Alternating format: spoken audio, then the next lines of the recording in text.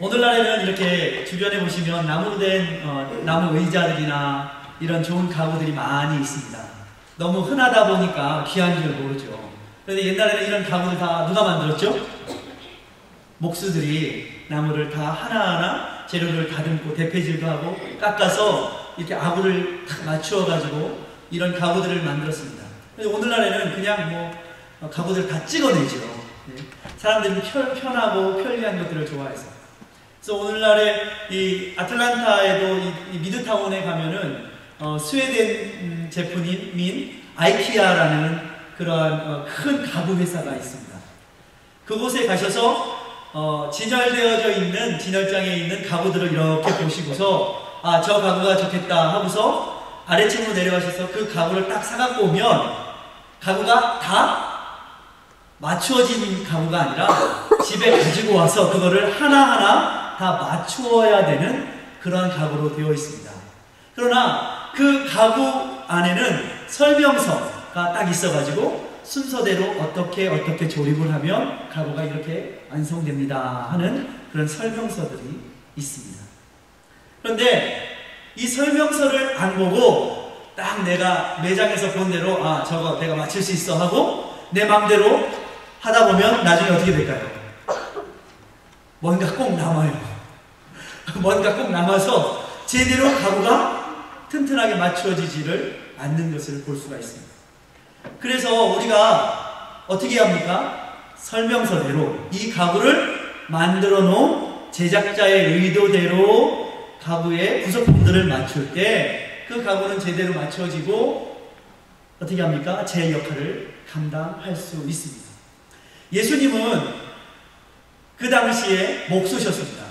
목수는 이 나무의 재질과 용도와 그 성질들을 잘 알아서 이런 것들을 잘 깎아서 어떻게 합니까? 목수는 이런 의자도 만들고 가구도 만들고 또 집도 만드는 것이 목수의 역할이었습니다.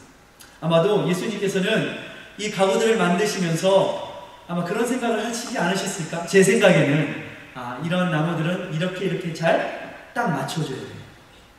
여러분, 나무들이 서로 잘 맞춰지려면 어떻게 합니까? 때로는 나무에 홈도 파여져야 되고 때로는 어떻게 합니까? 서로 잘 맞기 위해서는 그 규격이 정확하게 딱 재져야 되고 그리고 딱 아구가 맞아서 흔들리지 않아야지 그 모든 건축물들이나 이러한 가구들은 튼튼하게 오래 가는 것을 볼 수가 있습니다. 오늘날에도 보면 이렇게 세멘트, 이렇게 자갈, 모래 이런 것들을 부어서 만든 그런 건축물들보다 여러분 오래된 건축물은 다 어떻게 만든 것들입니까? 속성으로 만든 것이 아니죠. 다 돌과 나무와 이런 재료들을 석봉들이, 목수들이 오랜 기간에 깎아서 만들어서 서로가 차곡차곡 잘 맞춰져서 있는 건축물들이 예술 작품과 같이 수백 년, 천년이 지나도 무너지지 않고 든든하게 세워져 있는데 오늘날의 건축 기술자들은, 건축학자들은 아니 도대체 어떻게 이렇게 수많은 세월이 흘렀는데도 불구하고 오늘날의 그 건축 기술보다 더 현명하게 튼튼하게 만들었을까 하는 건축물들이 많이 있습니다. 그렇죠? 그런데 그것들을 자세히 살펴보면 다 어떻게 합니까? 석공들이 그 재료들을 오랜 기간에 깎아서 그리고 다듬어서 만든 것들인 것을 볼 수가 있습니다. 큰 돌 하나를 만들려면 어떻게 합니까? 모가난 부분들은 깎아내지만 어느 정도 네모난 것으로 만들려면 만든 다음에 서로 차곡차곡 쌓아가는 것이 바로 건축 기술의 특징인 것을 볼 수가 있는데 여러분 굉장히 매끄럽게 한다 라고 하지만 그 면을 이렇게 만져보면 여러분 그 면들이 어떻게 되어 있습니까? 기계로 잘라낸 것처럼 오늘날의 대리석처럼 매끄럽지 않은 것을 볼 수 있어요. 오히려 조금은 면이 울퉁불퉁합니다. 그런데 그것이 바로 비밀이에요. 어떤 비밀일까요? 너무 대리석처럼 매끈매끈한 것을 딱 맞춰놓으면 어떻게 됩니까? 미끄러져 가지고 오히려 더 어떻게 합니까? 무너져 내리지만 어느 정도 형태를 갖추면 거친 부분이 있어야지 서로 면이 닿아서 어떻게 합니까? 딱 맞아가지고 미끄러지지 않고 더 오래가고 튼튼한 건축물이 된다는 거예요. 이것이 비밀이라는 거예요. 교회는 그렇습니다. 교회는 어떨까요? 성경 말씀을 보니까 교회의 터는 누가 지으셨습니까? 예수 그리스도께서 지으셨는데 예수님은 사람들이 쓰다가 버려버린 모퉁이 돌이, 버려버린 그 돌이 모퉁이 돌이 되어서 교회의 터가 되었다. 성경이 이렇게 말하고 있습니다. 사람들은요, 예수님이 거친 반석, 거친 돌이라고 생각했어요. 에이, 이거 어디다 써? 하고서 버렸다는 거예요. 그래서 사람들 어떻게 했어요? 예수님을 몰라보고, 그분이 정말 교회의 터인데 몰라보고, 영문 밖에 버려서 어떻게 했습니까? 십자가에 못 박아버렸어요. 십자가에 못 박아버렸어요. 그런데 놀라운 비밀은 바로 이 예수님께서 교회의 터가 되시고, 반석이 되시고, 모퉁이돌이 되셔서, 그 어떻게 보면 세상적으로 보면 바보 같아 보이고 세상적으로 보면 거친 것처럼 보이지만 그 위에 하나님의 사람들이 재료가 되어서 차곡차곡 믿음의 터를 세우면 그것이 성전이 되는 것이라고 주님은 에베소서에 말씀하고 있는 것입니다. 사도 바울은 이것을 깨닫고 나서 에베소서에서 에베소 교인들에게 2장 20절에 너희는 사도들과 선지자들의 터 위에 세우심을 입은 자라. 그래서 예수께서 친히 모퉁이 돌이 되셨습니다. 그의 안에서, 예수 안에서 건물마다 서로 연결하여 주 안에서 성전이 되어가고 너희도 성령 안에서 하나님의 거하실 처소가 되기 위하여 예수 안에서 함께 지어져 가느니라. 사도 바울은 이것을 잘 알았습니다. 그래서 하나님께서 우리를 이 하나님의 성전을 지어가시는 재료로 부르셨구나라는 것을 알았어요. 그런데 이 재료는 어떻게 합니까? 서로 연합하여지고 연결하여지고 상합하여져서 서로 성령 안에서 하나가 되어질 때 비로소 하나님을 모시고 하나님을 예배할 수 있는 성전이 되는 것을 알았습니다. 여러분, 교회는요 혼자 독불장군으로는 교회가 세워지지 않습니다. 각자 다 다릅니다. 어떤 사람은 나무처럼 쓰여져요. 어떤 사람은 돌처럼 쓰여져요. 어떤 사람은 또 다른 뭐가 있어요? 천처럼 쓰여요. 천. 여러분, 이 예배당 안에 천이 없다고 생각해 보세요. 얼마나 삭막하겠습니까? 커튼 같은 거 없다고 생각해 보세요. 얼마나 삭막하겠습니까? 하나님은 우리를 성질도 다르고 기질도 다르고 자라온 배경도 다르고 다 다른데 하나님은 하나님의 성전을 지으시려고 다르지만 우리를 부르셨다는 거예요. 그런데 어떤 사람들은 나는 퍼펙트해야 돼. 그래서 자기 자신을 마치 대리석처럼 싹 갈아가지고 매끈매끈 막 반짝반짝 빛나게 자기를 갈렸는데 열중하는 사람들이 있어요. 그래가지고 다른 사람들이 오면 어때요? 미끄러져가지고 코가 깨질 만큼. 예? 다른 사람이 접근하기 어려운 사람도 있어. 미끄러워져가지고 코가 깨질 만큼. 근데 주님이 쓰시는 재료들은 그렇게 퍼펙트한 재료가 아니라 오히려 설계자, 하나님이 인도한 대로, 계획하신 대로 어느 정도는 다듬어져야 되죠. 너무 못하면 쓸 수 없으니까. 그런데 그 다음에는 조금 부족하지만 조금 이렇게 만져보면 거칠거칠하지만 그것이 오히려 하나님의 성전을 지으는데 유용하게 사용된다는 거예요. 다 부족하고 다 연약하지만 그 거칠은 부분들이 딱 만나서 아구가 맞을 때 하나님의 성전, 영원한 성전이 된다는 거예요. 그래서 중요한 것은 내가 하나님 앞에서 정말 퍼펙트한 것이 아니라 그저 겸손히 주님 저를 들어 사용해 주세요. 주님 저를 다듬어 주세요. 주님 앞에 자기를 내어놓는 사람을 하나님이 쓰신다는 거예요. 그렇지 않고 고집 부리고 앉아있는 사람은 주인이 쓸 수가 없어요. 저기 야적장에 재료는 많이 있지만 그 재료가 고집을 부린다고 생각해보세요. 쓰시겠어요? 좀 주인이 깎자고 야, 너 좀 이렇게 좀 들어가 줄래? 깎자 그러는데 왜 내가 깎여야 돼요? 나 안 해. 손에 안 봐. 저놈한테 깎이라고 그러세요. 그러면 주인이 그 재료를 쓸 수 있겠습니까? 내가 좀 깎여지고 내가 좀 움푹 들어가지고 그럴 때 주인께서 의도하신 대로 다 아부가 맞아서 하나님의 성전의 귀한 제목들로 쓰일 수 있다는 것입니다.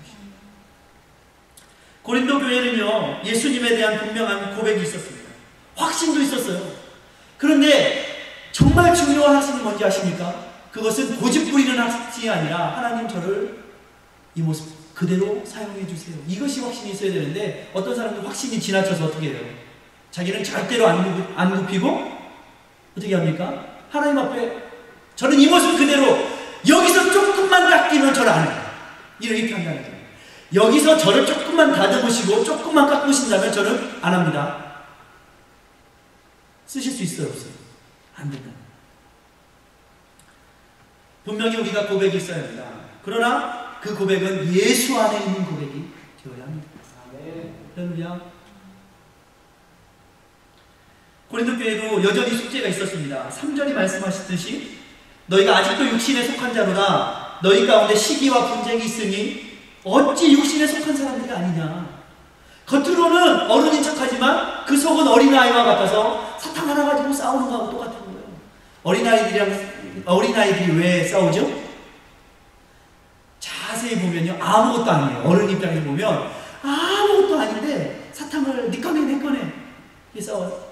어린아이들은요 꼭 그렇습니다. 평소에 안 가지고 놀던 장난감도 누가 나타났다 그러면 내 거야 그러는 거예요. 고린도 교회가 당면한 이러한 문제는 사실 고린도 교회도 그렇고 오늘날의 교회에도 있는 그런 비슷하게 있는 문제들입니다. 오늘 저는 본문을 통해서 주님께서 어떻게 우리를 지어져가게 하십니까? 그 방법이 무엇일까? 알아보려고 합니다. 두 가지를 나누겠는데 첫 번째는 이것입니다. 여러분, 큰 그림을 볼 때 맞물리고 동요할 수 있다는 거예요. 여러분, 우리가요 작은 일들을 보다 보면 야 이게 짝이 맞는 거야 많은 거야 그리고서 뭔가 좀 이상하다 이거 이상하다. 큰 그림을 보지 못하면 조그만 것만 보면요 어때요? 뭔가 이상하다 뭐가 아닌 것 같다 이럴 수 있다는 거예요. 하나님께서 그리신 이 교회의 큰 그림을 그래서 볼 줄 아셔야 합니다. 그렇지 않으면 작은 것들에 마음을 뺏기고 작은 것들에 하다가 정말 중요한 큰 그림을 못 그리는 거예요. 여러분, 그림을 그리겠다고 했는데 조금 그리다 말았어요. 진도가 나가야 되는데 예? 호랑이를 집 그림을 하나 그리려고 했더니 집에 아주 작은 것만 맨날 이렇게 그리다가 시간 다 지나갔는데 나중에 보니까 창문만 그리고 나왔어요. 창문만. 어떻게 합니까? 큰 그림을 그리고 나중에 가서 이 창문을 이렇게 해야 되는데 자기가 생각하기에는 창문이 제일 중요하거든요. 그러니까 창문만 그리고 창문. 하루 종일 창문만 그렸어요. 나중에 보니까 이게 뭐야? 집이야 뭐야? 그랬더니 창문밖에 없어요. 창문. 집이 아니고 큰 그림을 보아야 합니다. 주님의 역사를 위해서는요 많은 재료들이 필요합니다. 우리 예배당도 무슨 재료가 필요합니까? 한두 가지가 아니에요. 그래서 여러분 어린아이와 같은 어린아이들은요 집 그러면은 그냥 겉모양만 딱 그려놓고 이게 집이다 그러지만 정말 성숙한 사람은 집, 건축가에게 집 그러면은 뭐라고 할까요? 더 구체적인 대답을 합니다. 건축가들은요 집을 그냥 보이는 것만 얘기하지 않고 집 안에 있는 평면도, 측면도, 배관도, 배선도 이런 것들까지 다 고려해서 총체적으로 종합적으로 생각을 가지고 있는 것이 바로 건축가의 마음이고 생각인 것입니다. 그런데 어린아이는 그저 겉모양만 봐요. 겉모양만. 이게 집이다 이런 얘기입니다. 그래서 우리는 어린아이의 일을 버리고 예수와 함께 성령 안에서 거듭나야지는 새 사람을 입어서 하나님의 성전은 그저 겉모양만이 아니라 하나님의 성전은 그 안에 어떤 재료가 어떻게 맞물려지고 연합하여서 지어지는 것인가 하는 것에 대한 이해가 있을 때 우리는 그 안에서 내 역할은 무엇인가, 내 자리는 무엇인가 라고 그 자리를 잡아갈 수 있다는 거예요. 하나님의 성전에 바울도 쓰였고 아볼로도 쓰였습니다. 게바도 쓰였습니다. 그런데 그 사람들은 오늘 말씀처럼 다 주신 대로, 5절 말씀을 보세요. 다 각각 주신 대로 너희로 하여금 믿게 한 사역자들이다. 이렇게 성경은 이야기하고 있어요. 주신 대로 뭘 주셨다는 거예요? 은사를 주신 대로. 그 사람에게 주신 은사대로, 그 사람의 기질대로 하나님이 쓰셨다는 거예요. 그 처소에서. 그 사람이 정말 커튼의 일을 잘한다면 커튼의 은사대로, 그 사람의 봉사를 잘한다면 봉사의 은사대로, 나무로서 돌로서 주신 대로 각각 쓰여졌고, 정작 중요한 것은 하나님께서 큰 그림을 그리시고 성전으로 이것을 자라가게 하시는 이는 하나님이시다. 사도 바울이 이것을 보았다는 것입니다. 그렇습니다. 그래서 우리가 알아야 하는 것은 나 혼자만 완벽하고 나 혼자만 잘나서가 아니라 결국 하나님의 성전은 우리 모두 연합하고 하나 되어지고 내 것을 조금씩 연합하고 상합하기 위해서 조금 때로는 손해보는 것 같고, 또는 내가 배려하고 용납하는 것 같지만 내 것을 내려놓을 때 하나님은 그것을 통하여서 아름답게 교회를, 하나님의 성전을 지어 가신다는 것입니다. 중요한 것은 이것입니다. 완벽주의를 하나님이 사용하지 않으세요. 하나님 앞에서 완벽한 것이 있습니까? 없습니까? 없습니다. 완벽한 척할 뿐이지. 자기가 완벽한 척할 뿐이지 하나님 보시기에 완벽한 것이 없어요. 우리 믿는 사람들이 해야 될 일은 완벽한 척하는 것이 아니라, 겉모양을 완벽한 척하는 것이 아니라 그저 하나님 앞에 이 모습 이대로 주님 사용하옵소서라고 헌신할 때 하나님은 그것을 원재료로 사용하신다는 거예요. 여러분, 그러므로 저와 여러분은 주님 앞에 저를 사용하여 주십시오 라고 고백하는 것이 우리의 자세인 줄 믿으시길 주의 이름으로 축원합니다. 여러분, 오병이어의 기적 어떻게 일어났습니까? 어린아이가 보리떡 5개, 물고기 2마리 가져왔어요. 그 아이가 뭘 바랬겠어요? 처음부터 뭐 거대놈을 피웠겠습니까? 대단한 걸 가져왔다고? 아니에요. 내가 가지고 있는 거 보잘것없지만, 아무것도 아니지만 그저 주님께, 주님을 사랑하는 그 마음으로 드렸더니 주님은 그것을 어떻게 하셨습니까? 5,000명을 먹이시는 귀한 도구로, 귀한 원재료로 사용하셨습니다. 아주 작은 것입니다. 이러한 헌신을 하나님은 들어 사용하시는 것이지 처음부터 5,000명을 먹일 각오로 할 수 있겠습니까? 가나의 혼인잔치는 어떻습니까? 가나의 혼인잔치에 아주 잔치집에 포도주가 떨어졌어요. 하인들에게 아구까지 물을 채워라. 하인들이 생각하기는 뭐예요? 이게 뭐야? 지금 포도주가 필요한데 왜 물을 채우래? 만약에 그런 생각으로 순종하지 않았다면 그들은 가장 좋은 포도주를 맛보지 못했을 것입니다. 내 생각, 내 기준하고는 다르지만 하나님은 큰 그림을 그리고 계십니다. 주님은 주님의 성전을 위한 큰 그림을 세우고 계십니다. 그저 우리는 그 안에서 충성하고 헌신함으로 그 일들을 이루시는 원재료로 사용될 뿐인 것입니다. 그 당시에 많은 사람들도, 많은 종들도 예수님께서 이보다 더 좋은, 그날 가나의 혼인잔치에서 주신 포도주보다 더 좋은 것을 주시리라고는 생각도 못했어요. 왜요? 주님은 그 포도주보다 더 좋은, 영원히 목마르지 않는 우리의 음료가 되시옵소서. 주님의 피로 우리에게 쏟아 부어주신 것입니다. 사람들의 이해는 좁지만 주님은 늘 더 크고 영원한 것을 우리를 위해서 준비하고 계신 하나님이신 것입니다. 이것을 믿을 때 우리는 지금 내가 비록 생각하기에 이것이 이해가 안 가고 말도 안 되는 얘기인 것 같지만 작은 일에 충성할 수 있는 것입니다. 주님은 그런 헌신을 들어 하나님의 큰 일로 사용하십니다. 여러분, 저는 우리 아이들과 가끔 퍼즐 맞추기 한 1,000조각, 1,000개, 1,000피스 되는 퍼즐을 가끔 맞출 때가 있습니다. 근데요, 이게 참 어렵습니다. 그 조각이 그 조각 같고, 그 조각이 그 조각 같고, 이게 그림이 도대체 알다가도 모르겠어요.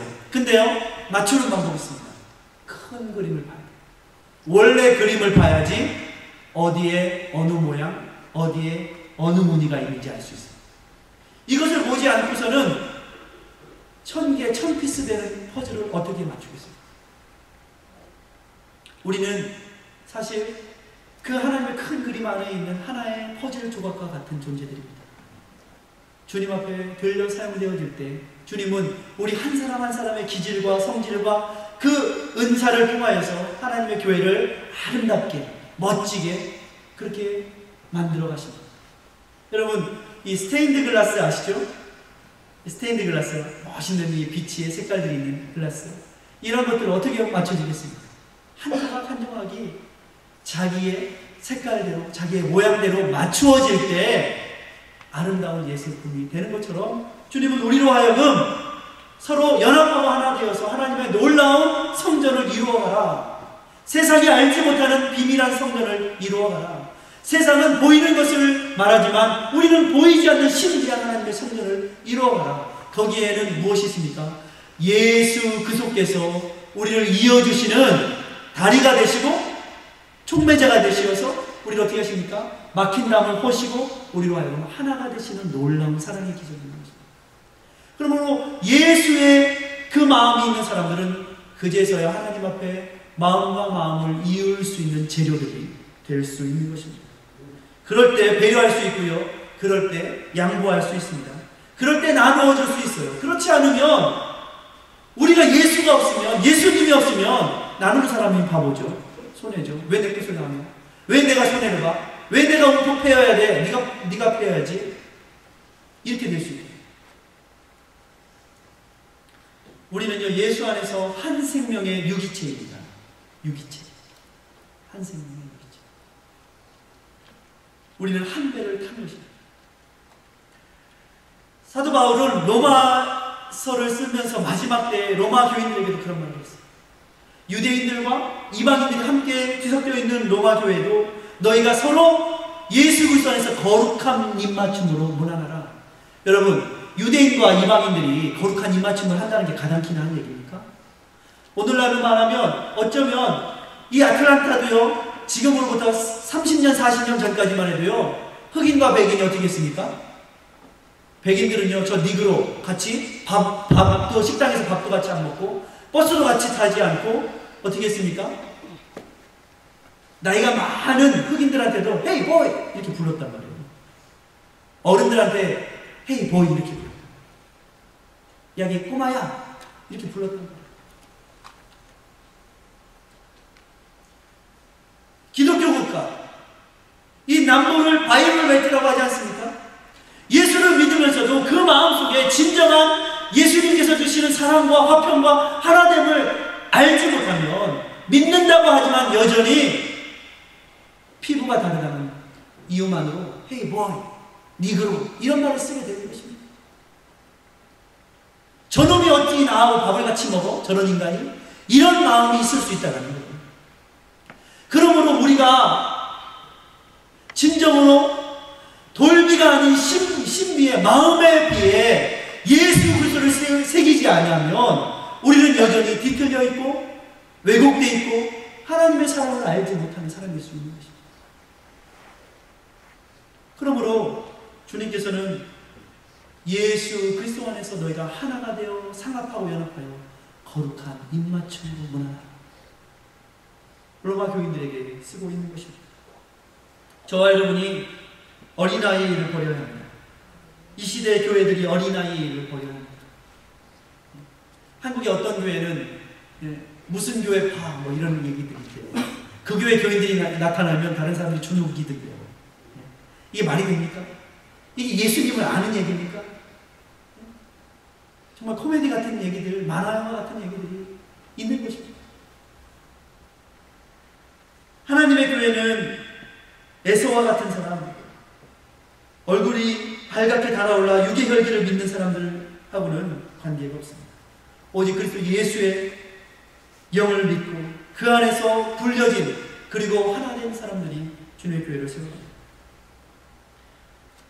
그렇지 않으면 날마다 고린도 교회와 같이 시기와 분쟁에 휩쓸려서 정말 하나님께서 원래 지으시려고 하는 그 성전의 의미를 잃어가고 마는 것입니다. 맨날 그거 해결하다가 어떻게 합니까? 정말 해야 될 교회의 역할을 하지 못하고 마는 것입니다. 그래서 사도 바울은 이러한 고린도 교회에 편지로서 중지하고 있는 것입니다. 그렇다면 어떻게 할까요? 두 번째입니다. 마지막 두 번째는 우리가 주 안에서 서로의 이름을 불러주고 인정하라는 것입니다. 그 이게 살길이에요. 야! 너 나무! 반갑다. 난 돌이야. 어? 반갑다. 서로 안아줍니다. 하나가 됩니다. 어떻게 보면요, 다 거칠거칠해요. 아무리 대패로 문질러도, 예? 아무리 사포로 갈아도 다 보면요, 다 안고 보면 다 다릅니다. 여러분 그거 아시잖아요. 인생 여러분 부부로서 사는 것도 죽고 못 살겠다고 해서 결혼했는데 나중에는 서로 죽여 그러지 않습니까? 예? 많은 사람들이 다 똑같은 줄 알고 나랑 맞추고 살 수 있을 줄 알고 결혼을 했는데 한 20년, 30년이 돼야지 그제서야 어떻게 합니까? 서로를 알아가는 것입니다. 근데 어떻게 했어요? 교회도 마찬가지예요. 그래서 어떤 할머니한테 그랬대요. 다시 태어난다고 해도 이 할아버지랑 다시 결혼하겠습니까? 그랬더니 당연하죠. 그러시더래요. 왜 그러냐? 너무 놀래가지고 그랬더니 그놈이요. 그러더래요. 그놈이에요. 아, 여지껏 맞추고 사느라고 힘들어 죽겠는데 또 누굴 만나가지고 새로 만나가지고 저기를 하겠어요. 그놈이지. 제가 사실은 어느 청년한테 그런 말을 했어요. 제가 전에 교회 사역자 하던 교회에 청년 언니가 놀러 왔는데 누구 형제를 가지고서 고민을 많이 하더라고. 결혼해야 되나 말아야 되나. 그래서 제가 그놈이라고 하라고 그랬더니 정말 그놈이라는 소리를 듣고 가서 결혼을 했더라고요. 그래서 제가 잘했다 그랬습니다. 사랑이라는 것은 인간의 사랑은 완전한 사랑으로 만들어진 것이 아니라 예수님을 중심에 두고 서로가 맞추어 갈 때 주 안에서 하나가 되는 것이 진정한 사랑입니다. 교회도 그렇습니다. 그래서 우리는 어떻게 합니까? 이름을 불러줘야 돼요. 여자들은 결혼을 하고 나면 누구 엄마로 이름이 바뀌지 않습니까? 누구 엄마 이렇게 바뀌는데 누구 엄마 말고 원래 이름을 좀 자주 불러주세요. 원래 이름 이쁘지 않습니까? 있어요. 그렇게 불러주는 것, 그리고 인정해주는 것, 그것이 바로 서로 우리가 인정하면서 하나가 되는 길인 것입니다. 많은 사람들이 내가 무엇인가를 맡으면 그 자리, 하나님께서 나에게 부여하신 그 자리를 잃어버리고 뭔가 행세를 하려는 사람들이 있어요. 그래서 저는 안타까운 것이, 저도 이제 투표를 했지만 이제 한국의 우리나라 대통령들이 제발 하나님께서 주신 그 자리를 잘 지켜서 백성들을 사랑하고 정말 위로는 하나님을 두려워하는 그러한 일을 했으면 좋겠습니다. 그래서 유대인들은요, 항상 공적인 자리에 가면 모자를 쓴다고 해요. 아시죠? 유대인들 동그란 모자 이렇게 쓰지 않습니까? 무슨 뜻인지 아십니까? 그 뜻 안에는 내 위에는 하나님이 함께 계십니다 라는 것을 인정하는 의미에서 항상 그것을 잊지 않으려고 그 동그란 빵떡 모자 같은 것을 쓰고 다닙니다. 1981년에 윤흠길이라는 사람이 소설을 하나 썼습니다.